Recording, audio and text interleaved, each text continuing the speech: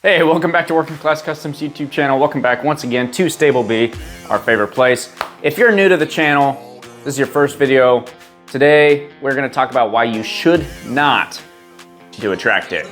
If you are new to this YouTube channel, this is your first video, or maybe you've seen one or two, but you haven't really watched the whole thing. This YouTube channel is centered around track days and racing, and specifically taking sport bikes or any bike to a racetrack.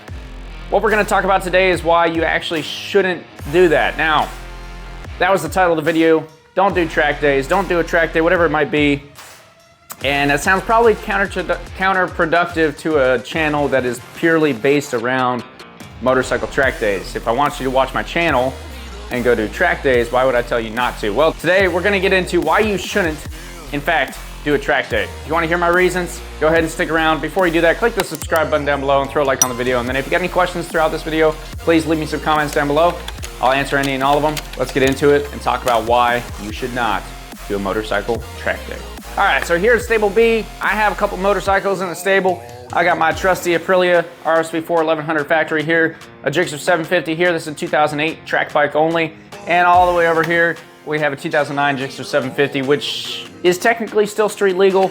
At the moment, I want to take it out there because the lights won't shine very bright and there's no mirrors and no license plate on it. But technically, she still meets street legal requirements when you take those couple things off and put the license plate back on. The biggest reason that I will tell you that you should not do a motorcycle track day is that this bike right here, 2008 Suzuki GSX-R 750, used to look like this.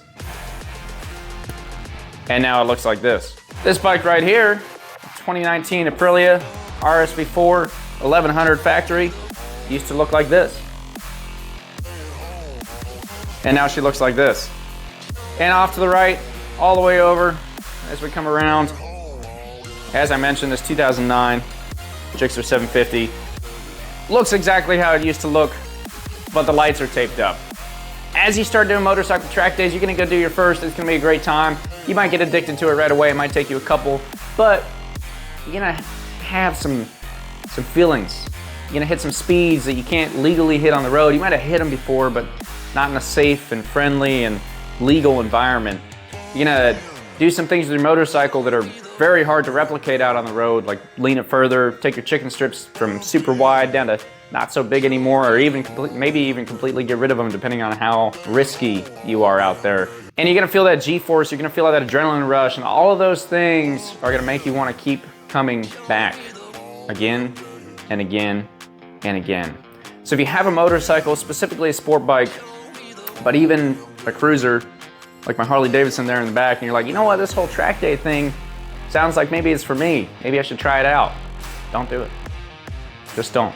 If you want to keep riding on the road and you want to keep having fun out there, just cruising, no big deal, weaving through traffic, doing whatever, running from cops, whatever it is you might do, don't do track days. Stay away from them because they will suck you in. They will draw you in so hard, and eventually all your beautiful motorcycles are turned into track monsters with duct tape and holes and all this extra stuff that makes you faster on the track, and you'll have a track bike and a race bike and another bike that's like, yeah, it's still street legal, but does it ever see the street? No, it's got slicks on it, so the tapes are just, or the lights are just permanently taped up, and you just never ever ride on the street anymore. And that's how you find yourself. That would be my number one reason to not do motorcycle track days. Now, truthfully, as I said on this YouTube channel, we promote doing track days, we promote getting into club racing, we promote anything at all related to going wickedly fast on a motorcycle in a safe environment like the racetrack. So I can't actually tell you that I believe that you shouldn't do track days. I'm just here to give you a slight little warning that, like I said, you're gonna get addicted to it, and it's gonna start to suck all your money. You'll find yourself buying tire warmers and taking kickstands off your bike and making them so they have to be on stands all the time. You can't even freaking move them around the garage without having a stand nearby or finding something to lean them up against. And then eventually you're gonna go from track days to racing, and all your money's gonna get funneled into some ridiculous race bike that, again, you're gonna take that kickstand off of it. You're gonna have to use the stands on it. You're gonna buy lap timers. You're gonna start focusing on lap times. And there's all these things that just you progress and progress and progress, and eventually you go out on a street ride and you just get bored because it's just not really worth it. Now, I'm not saying that you can't do both And if you're in the audience thinking, yo, what are you talking about, Easton? You can definitely do both. I do promote that also. I do have that Harley Davidson in the back there that I don't ride a whole lot anymore personally, but when I do want to go out for a cruise, that is the bike that I take out, and I do definitely promote still going out on the road and cruising. But I will say that when you start doing track days on your motorcycle and you head down that path, it is a funnel. And you can stay around that outside of it and just do one track day a year, but you start doing more and more, and then you start looking into racing, and then you do the NRC, and then you get your race license, and you start club racing, and then you're all the way down the hole through the chute, and you're done for, and it's over. Once again, the video is titled, Don't Do a Motorcycle Track Day, and I don't actually believe in that at all. I definitely think you should go do it, and that's what we're here for on this channel, is to provide you as much information as possible as we can. So please check out other videos on the channel. Again, let me know if you have any questions about doing motorcycle track days or anything else. This video is meant to be short, meant to kind of give you some reasons, maybe not to. You know, if you're thinking there, you're playing around with the idea, you've got a sweet 07 Yamaha R6 in your garage, you're like, I gotta do it, go for it. I'm just here to warn you that soon that R7 is gonna be taped up permanently, maybe not. Have the license plate removed permanently, maybe not. The insurance gets pulled off of it, maybe not.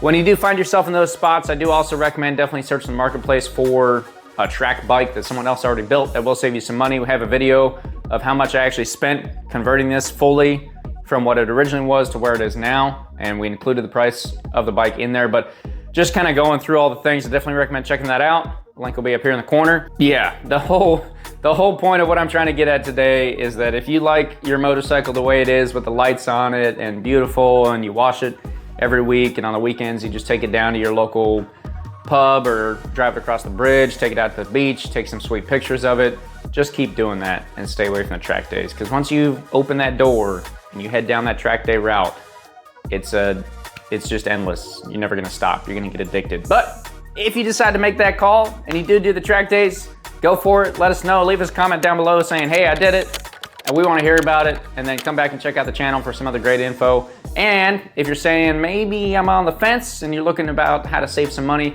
please subscribe to the channel. Next week, we're gonna put out another video on track day on a budget, how you can do that for your first time, as cheap as reasonably possible that I've found. So I'm gonna put that out if it's past next week. The link for that will be up here, so check that video out, how you can do it on a budget. If you're not gonna take my advice of not doing track days and you want to, but you're wondering what the cost is gonna be, we're gonna go through that in next week's video, so check that out. And once again, if you have any other questions on motorcycle track days, club racing, or what the next step is or anything like that, please either leave it down in the comments below or go hit me up on Instagram at JKMotoPodcast. I'll answer any and all questions. That's what we're about here on this channel. You start doing track days, you club race, you hit Moto America, then you become a MotoGP star. That's the ladder of success, the Working Class Customs YouTube channel. We're not quite there personally yet, but we're on our way, and you can get there too. So do go do a motorcycle track day, enjoy it, come back to the channel, check some more stuff out, and join the world of an endless money pit, but also endless fun. Thanks for watching.